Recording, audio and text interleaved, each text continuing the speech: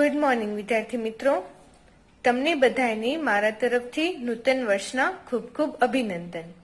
તો આજથી આપણે ધોરણ 6 ના ગણિતના નવા સત્રની શરૂઆત કરીએ છીએ।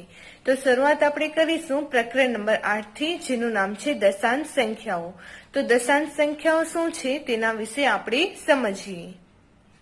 આપણે તેના વિશે સમજશું તો દશાંશ સંખ્યાઓ એટલે કે 7.2, 8.4, 3.4, 9.2 એવી અનેક સંખ્યા હોય છે જેને કહેવાય છે દશાંશ સંખ્યાઓ।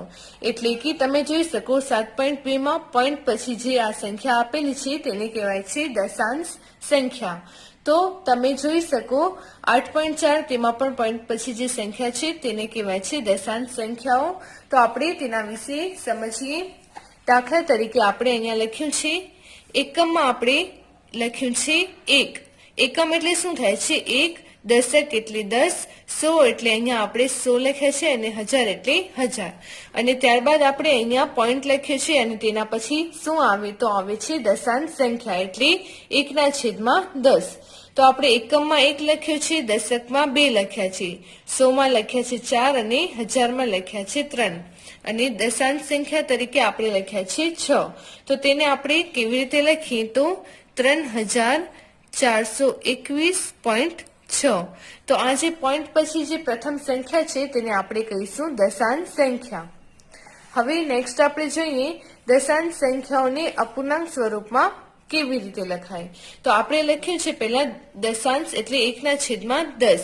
તો તેને દશાંશ અપૂર્ણાંક સ્વરૂપમાં કેવી રીતે લખાય તો તેને લખાશે 0.1। તો તે કેવી રીતે તો આપણે અહીંયા જોઈએ કે અહીંયા 1 પછી કેટલા શૂન્ય છે તો કેટલા 1 શૂન્ય છે। તો આપણે 0 પોઈન્ટ અને અહીંયા 1 લખવાનું એટલે જેટલા શૂન્ય હોય તેટલી પોઈન્ટ પછી સંખ્યાઓ આવે। આપણે જોઈએ શતાંશ એટલે કે 1/100। તો 1 ના પછી કેટલા 0 આપેલા છે તો 1 અને 2। તો અહીંયા પોઈન્ટ પછી પણ કેટલી સંખ્યાઓ આવશે 1 અને 2। તો આપણે શું લખીશું 0.01। ત્રીજું આપણે જોઈએ સહસ્ત્રાંશ એટલે કે 1/1000। તો અહીંયા કેટલા શૂન્ય આપેલા છે તો 1, 2 અને 3। તો પોઈન્ટ પછી કેટલી સંખ્યાઓ આવે તો 1, 2 અને 3। તો આપણે અહીંયા લખ્યું છે 0.001 એટલે કે 1 ની આગળ આપણે શૂન્ય મૂકીએ તેથી તેનું મૂલ્ય બદલાતું નથી। નેક્સ્ટ આપણે જોઈએ શૂન્ય એટલે 0। તો આપણે તેના વિશે સમજીએ। દાખલા તરીકે આપણે અહીંયા એક સંખ્યા લીધી છે 3। તો આપણે 3 ની પાછળ જો શૂન્ય મૂકીએ, દાખલા તરીકે આપણે અહીંયા 1, 2 અને 3 શૂન્ય મૂક્યા છે તેથી તેના મૂલ્યમાં ફેરફાર થાય છે એટલે 3 હતા અને તેની પાછળ આપણે શૂન્ય મૂકીએ તેથી તે કેટલા બન્યા તો 3000 બન્યા। તેવી જ રીતે આપણે 3 ની આગળ 3 શૂન્ય મૂકીએ 1, 2 અને 3 તેથી તેના મૂલ્યમાં કોઈ પણ ફેરફાર થતો નથી। એટલે આપણે જોઈએ કે જ્યારે નોર્મલ સંખ્યા હોય 3 તો તેની પાછળ આપણે શૂન્ય મૂકીએ તો તેના મૂલ્યમાં ફેરફાર થાય છે અને આગળ શૂન્ય મૂકીએ ગમે તેટલા તો તેના મૂલ્યમાં ફેરફાર થતો નથી। તેવી જ રીતે આપણે બીજી સંખ્યા લીધી છે તે છે 0.3 એટલે કે દશાંશ સંખ્યા। તો 0.3 છે તેની પાછળ આપણે 1, 2, 3 અને 4 શૂન્ય મૂક્યા છે પરંતુ તેના મૂલ્યમાં ફેરફાર થતો નથી અને આગળ તેની આગળ શૂન્ય મૂકીએ 1, 2 અને 3 એટલે 3 ની આગળ શૂન્ય મૂક્યા છે તો તેના મૂલ્યમાં ફેરફાર થાય છે એટલે તેનું મૂલ્ય ઘટી જાય છે। તેથી આપણે જોઈએ શૂન્યનું નોર્મલ સંખ્યામાં અને દશાંશ સંખ્યામાં કેવી રીતે તેનો મૂલ્યમાં ફેરફાર થાય છે। નેક્સ્ટ આપણે જોઈએ દશાંશ સંખ્યાને દશાંશ અપૂર્ણાંકમાં કેવી રીતે ફેરવાય અને દશાંશ અપૂર્ણાંકને દશાંશ સંખ્યામાં કેવી રીતે ફેરવાય। તો પહેલું આપણે લીધું છે 125/100। તમે જોઈ શકો 1 ના પછી કેટલા શૂન્ય આપેલા છે તો 1 અને 2। તો પોઈન્ટ પછી કેટલી સંખ્યાઓ હશે તો 2।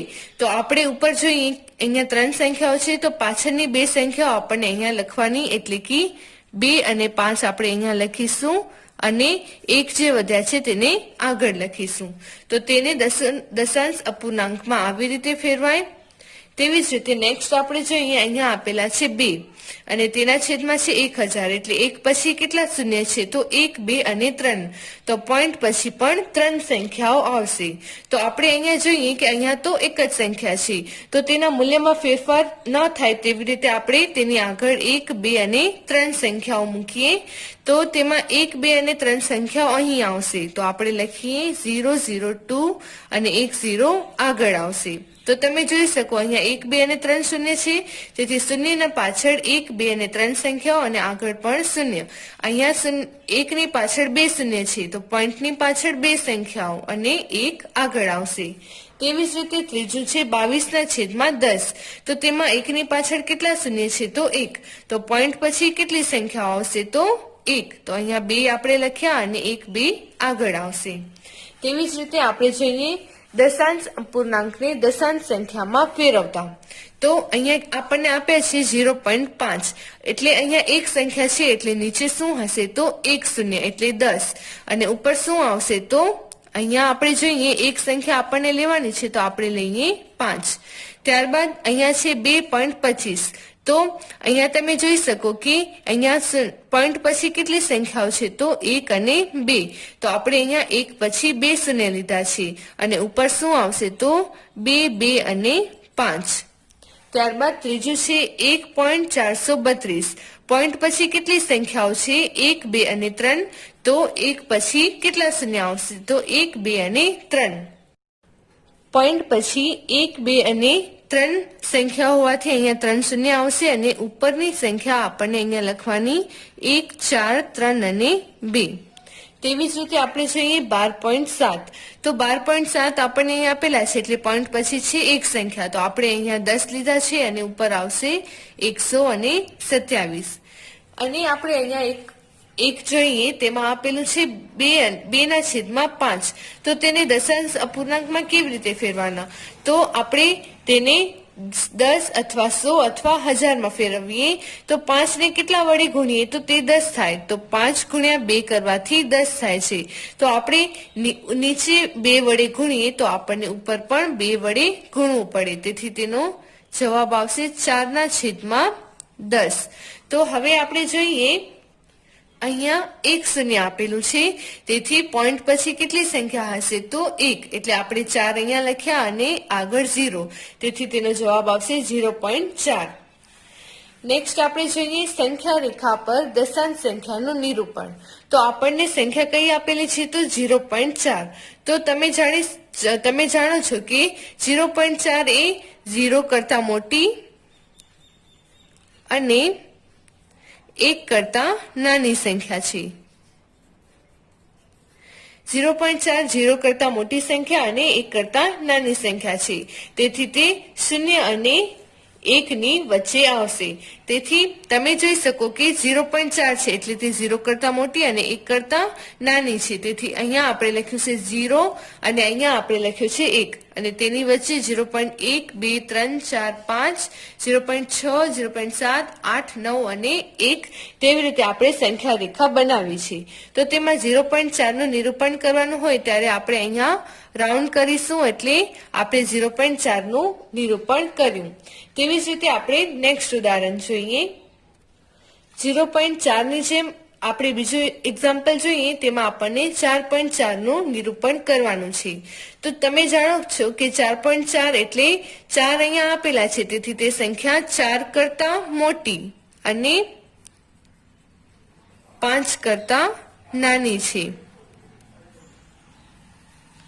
તેથી આપણે સંખ્યા રેખા બનાવીએ તે 4 અને 5 ની વચ્ચેની સંખ્યાઓ આપણને અહીંયા દર્શાવવાની છે તો આપણે અહીંયા લખ્યું છે 4 અને ત્યારબાદ 4.1 4.2 4.4 સોરી 4.3 4.4 4.5 તેવી રીતે 5 સુધી આપણે લખેલું છે તેમાં આપણે 4.4 નું નિરૂપણ કરીએ તો તે આપણને અહીંયા મળશે તેથી સંખ્યા રેખામાં દશાંશ સંખ્યાનું નિરૂપણ આ રીતે કરવાનું છે નેક્સ્ટ આપણે જોઈએ દશાંશોની સરખામણી, એટલે કે કયો દશાંશ મોટું છે તે આપણને જણાવવાનું છે.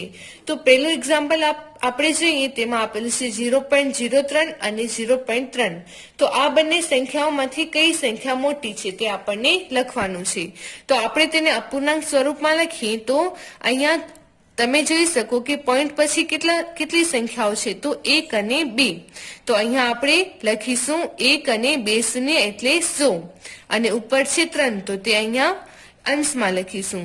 ત્યારબાદ અહીંયા પોઈન્ટ પછી કેટલી સંખ્યાઓ છે, તો 1. તો આપણે અહીંયા પોઈન્ટ પછી એક સંખ્યા છે તેથી આપણે 1 ની પાછળ 1 શૂન્ય લખ્યું છે, તો આવશે 3/10. તો તમે જોઈ શકો કે બંનેના છેદ અલગ અલગ છે. તો તમે અપૂર્ણાંક સંખ્યાઓ એટલે આગળના ચેપ્ટરમાં તમે શીખ્યા કે છેદ સરખા કરવા માટે તમે 10 ને 100 બનાવો, એટલે 10 ને કેટલા વડે ગુણીએ તો 100 થાય, તો 10 ગુણ્યા 10 કરવાથી 100 થાય. તો અહીંયા પણ 10 વડે ગુણીએ તો ઉપર પણ 10 વડે ગુણવાનું, તો 10 ના છેદમાં 100 આવશે અને અહીંયા થશે 3 ગુણ્યા 10 એટલે 30 અને 10 ગુણ્યા 10 એટલે 100. તો બંનેના છેદ સરખા થઈ ગયા છે અને ઉપર છે 3 અને અહીંયા છે 30. તો હવે તમે જોઈ શકો કે બંનેમાંથી મોટી સંખ્યા કઈ છે. જેવી રીતે તમે આગળના ચેપ્ટરમાં શીખ્યા તે જ રીતે બંને અંશમાંથી જે અંશ મોટો હોય તે સંખ્યા મોટી. તો તમે જોઈ શકો કે 3 અને 30 કઈ સંખ્યા મોટી છે, તો 30. તો 3 ના છેદમાં 100 કરતા 30 ના છેદમાં 100 એ મોટી હોવાથી આપણે લખીશું 3 ના છેદમાં 100 લેસ ધેન 30 ના છેદમાં 100. તેવી જ રીતે આપણે નેક્સ્ટ એક્ઝામ્પલ જોઈએ, તેમાં આપેલું છે 12.25 અને 12.2. તો આ બંનેમાંથી કઈ સંખ્યા મોટી છે તે આપણને લખવાનું છે. તો એક રીત જે આપણે ઉપર જોઈ તેવી રીતે આપણે કરીએ તો પોઈન્ટ પછી બે સંખ્યાઓ એટલે એક પછી 2 શૂન્ય આવશે, તો 1225 ના છેદમાં 100 અને અહીંયા છે પોઈન્ટ પછી એક સંખ્યા, તો અહીંયા આપણે 10 લખ્યા છે અને ઉપર 122. તો બંનેના છેદ સરખા કરવા માટે આપણે અહીંયા 10 વડે ગુણીએ અને ઉપર પણ 10 વડે ગુણવાનું છે. તો અહીંયા આપણને મળશે 122 ગુણ્યા 10 એટલે 1220 અને 10 ગુણ્યા 10 એટલે 100. તો બંનેના છેદ સરખા થઈ ગયા. તો બંને સંખ્યાઓમાંથી તમે જોઈ શકો કે 1225 એ મોટા છે, તેથી અહીંયા આપણે લખીશું 1225 ના છેદમાં 100 ગ્રેટર દેન 1220 ના છેદમાં 100. પરંતુ તેના કરતા પણ એક ટૂંકી રીત આપણે શીખીએ. આપણે અહીંયા જોઈએ 12.25 અને 12.2. તો પોઈન્ટ પછી તમે પેલી સંખ્યા જુઓ, અહીંયા આપેલી છે 2 અને અહીંયા પણ છે 2. તો બંને સંખ્યાઓ સેમ છે તેથી આપણે તેના પછીની સંખ્યા જોઈએ. તો અહીંયા આપેલા છે 5 અને અહીંયા કાંઈ પણ આપેલું નથી એટલે આપણે અહીંયા શૂન્ય લખીએ. તો 5 અને 0 માં કઈ સંખ્યા મોટી છે, તો 5.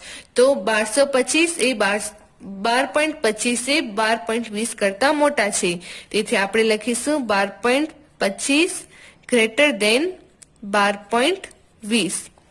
તેવી જ રીતે આપણે બીજું એક્ઝામ્પલ જોઈએ, તેમાં આપેલું છે 4.42 અને 4.18. તો પોઈન્ટ પછી પ્રથમ સંખ્યા તમે જુઓ તો અહીંયા આપેલા છે 4 અને અહીંયા છે 1. તો 4 અને 1 માં કઈ સંખ્યા મોટી છે, તો 4. તો આપણે અહીંયા લખીશું 4.42 ગ્રેટર દેન 4.18. તો જે કઈ સંખ્યા મોટી તેની સરખામણી કરવા માટે આ એક ટૂંકી રીત પણ આપણે શીખ્યા. તો વિદ્યાર્થી મિત્રો, આજે આપણે જેટલા પણ અગત્યના મુદ્દાઓ સમજ્યા તે તમારે તમારી નોટબુકમાં ચોખ્ખા અક્ષરે લખી લેવા અને નેક્સ્ટ વિડીયોમાં આપણે આગળના પોઈન્ટથી સ્ટાર્ટ કરશું.